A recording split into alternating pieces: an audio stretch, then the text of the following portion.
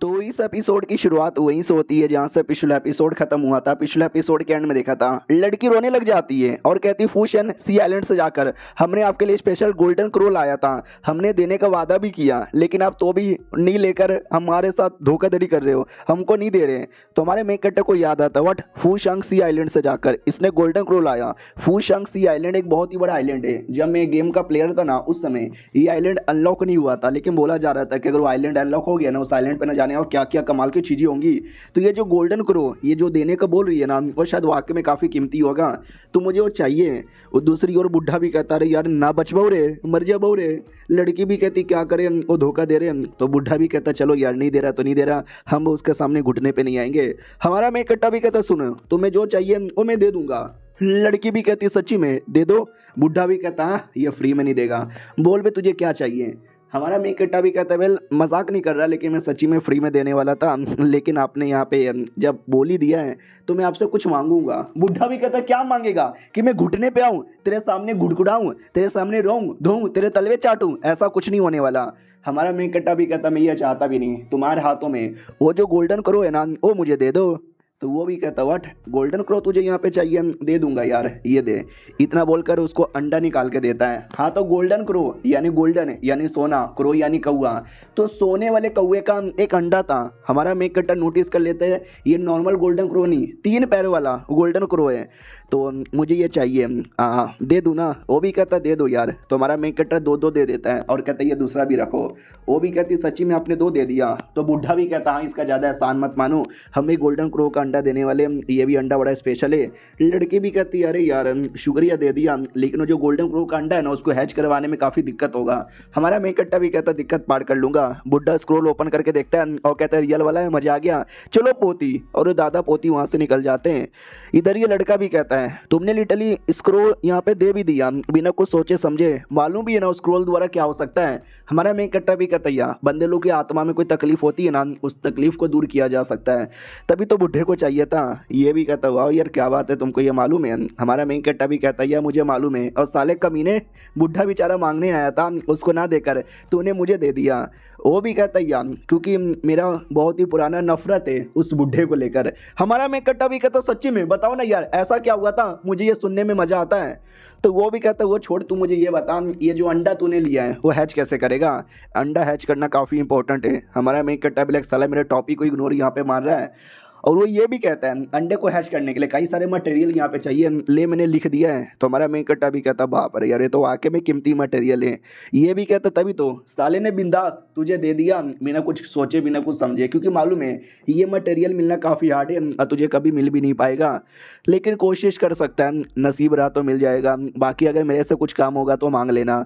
हमारा मेन कट्टा भी कहता ओके ठीक है, कुछ ज़रूरत पड़ेगा तो मैं आपसे यहाँ पे मांग लूँगा। अंडे की ओर देखता है और कहता चलो यार भले ही मुझे जो चाहिए था वो नहीं मिला, लेकिन ये अंडा भी किसी से कम नहीं है। ये अंडे में से एक बार गोल्डन क्रो निकल जाए आगे चल को मेरा बहुत ही ज़्यादा काम आएगा। सामने से ये भी कहता है लेकिन तुमने उसको स्क्रोल दे भी दिया और प्लस तुमने एक और स्क्रोल यहाँ पे दे दिया, चाहे तो तुम उससे कुछ और भी मांग सकते थे, चाहे तो उससे उसकी पोती मांग सकते थे, उसको घुटने पे ला के माफ़ी भी मंगवा सकते थे। हमारा मेन कट्टा भी लग भाई ये क्या क्या बोले जा रहा है, पोती मांगना घुटने पे माफ़ी मंगवाना, मैं इतना कमीना नहीं हूँ। वो भी कहता क्या हुआ क्या सोच रहे हो? हमारा मेन कट्टा भी कहता कुछ भी नहीं, चाय पियो बिस्कुट खाओ, चाय पियो बिस्कुट खाओ। ओके ठीक है बाय। तो लड़का भी कहता ओके ठीक है बाय, नसीब रहा तो फिर मिलेंगे। हमारा मेन कट्टा भी कहता या नसीब रहा तो फिर से मिलेंगे, बाय बाय बाय, भाग के चल जाता है। लड़का भी कहता चलो यार इसी बात पे एक छोटा सा कॉलीग्राफी लिख लेता हूँ कि निकल गई हैं गर्मियाँ आने वाली है ठंड, निकल गई हैं गर्मियाँ आने वाली है ठंड। और साला बुढ़ा था 1 नंबर का बहन का पकोड़ा। आई नो राइमिंग यहाँ पे नहीं बैठा है, लेकिन राइमिंग क्या होगा आप यहाँ पे समझ जाओ। हमारे मेन कट्टा की ओर आते हैं जो घर पे आता है और कहता चलो अंडा यहाँ पे मिल गया और थोड़े बहुत स्क्रोल यहाँ पे मिल गए। उससे मुझे याद आया वो दोनों लड़कियाँ गूशी और एक और जो लड़की आई थी, अरे दोनों एक ही घर में रह रहे हैं, कहीं आपस में झगड़ा यहाँ पे ना कर ले। डोंट वरी, हाँ मैं हूँ ना, मैं दोनों का झगड़ा सुलझाऊंगा और दोनों को पटाऊंगा। दोनों को पटा लिया है तो दोनों को साथ में पटा यहाँ पे लूंगा। तो गार्डन में आता है और गार्डन में लड़की दिख जाती है। ये भी कहता है हाय कितनी सुंदर लड़की है यार, देख के ही कुछ कुछ होता है। वो भी कहती जून कैसे हो? हमारा मेक कट्टा भी लाइक वेल मैं तो बढ़िया यहाँ पर हूँ, क्या हुआ, तुम काफ़ी टेंशन में यहाँ पे लग रही हो, कुछ प्रॉब्लम है। वो डायरेक्ट भाग के पास में आती है और कहती है अरे यार चलो यहाँ से मेरे क्लैन में और शादी कर लो, अब तुम्हारे बिना मुझसे रहा नहीं जाता, तुमसे दूर जाती हूँ तो दिल में एक दर्द होता है, अब मैं तुम्हारी हो चुकी हूँ, मेरा दिल मेरा जिस्म मेरा अंतर मन सब तुम्हारा हो चुका है। हमारा मेक कट्टा भी लग अरे अरे ये तो डायरेक्ट सीधा मुंह पे बोले जा रही है, ये खड़ा हो रहा है, लेकिन आई एम सॉरी यार, आई नो तुम क्या कहना चाहती हो लेकिन आई एम सॉरी।